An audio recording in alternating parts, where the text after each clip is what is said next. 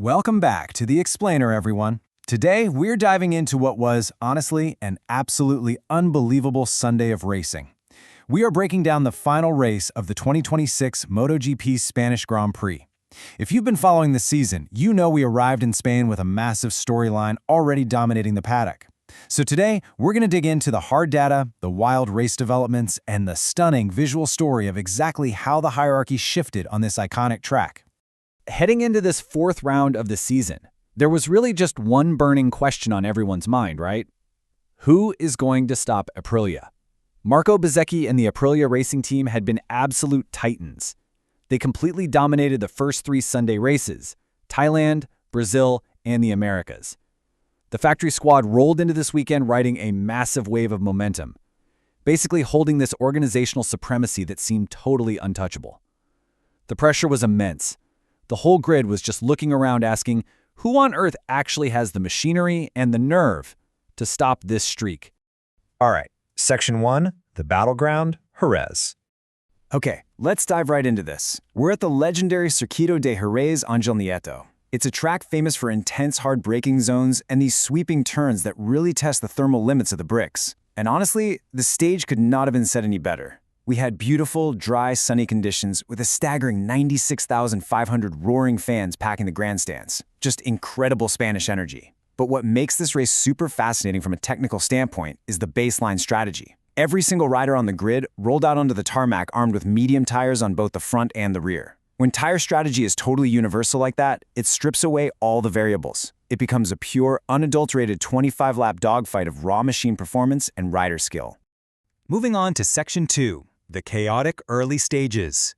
Now, perfect conditions definitely do not mean a predictable race. When the lights went out, the tension just snapped, and we were immediately thrown into one of the most dramatic early stages we've seen all year. On lap 1, the pack roared off the line, jockeying for position. But then disaster struck. Just lap 2, Marc Marquez, who had shown incredible pace all weekend, went down. He crashed right out of second place at turn 11.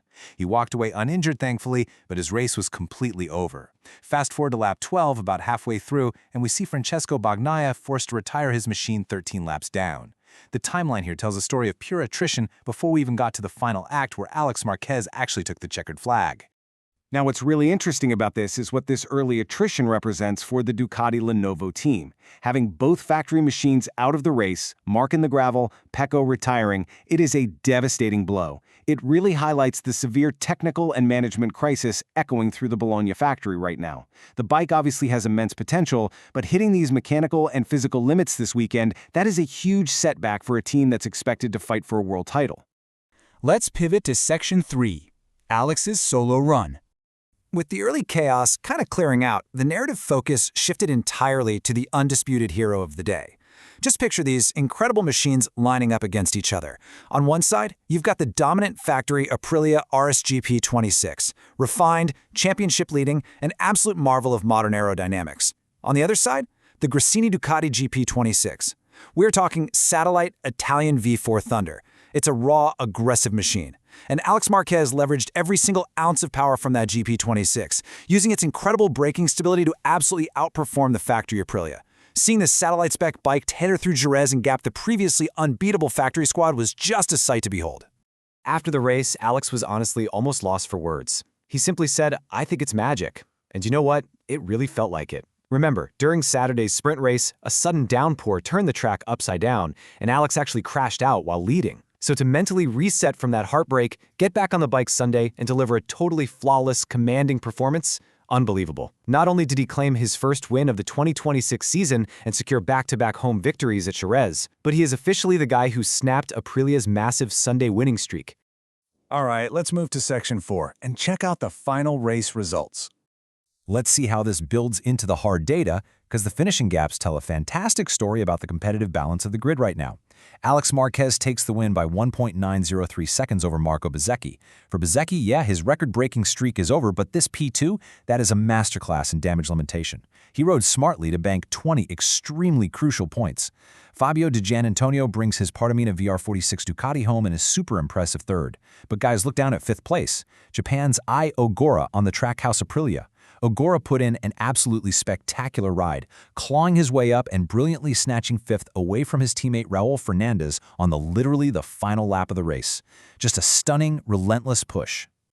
Which brings us to Section 5, the latest point rankings.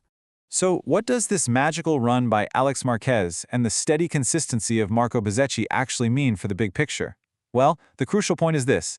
Despite the Gresini Ducati taking the glorious victory today, it's Aprilia's strategic dominance and consistency that is winning the broader war. With that second-place finish, Marco Bezzecchi crosses the 100-point threshold, sitting firmly at the top with 101 points. His teammate, Jorge Martin, is right behind him at 90.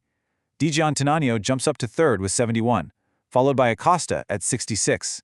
And Marc Marquez, who is really feeling the sting of that Lap 2 crash, is sitting down in fifth with 57 points. Aprilia's organizational package is still the strongest force on the grid.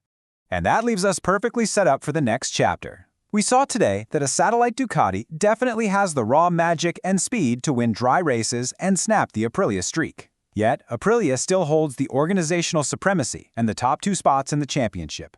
So, as we pack up from sunny Spain and head toward Le Mans, a track famous for throwing rain and pure unpredictability into the mix, who do you think is going to conquer the French GP? Will Ducati finally find their factory consistency, or will Aprilia start a brand new streak? Thanks for hanging out with me for this explainer, guys. Keep an eye on those standings, and I'll see you after the next checkered flag.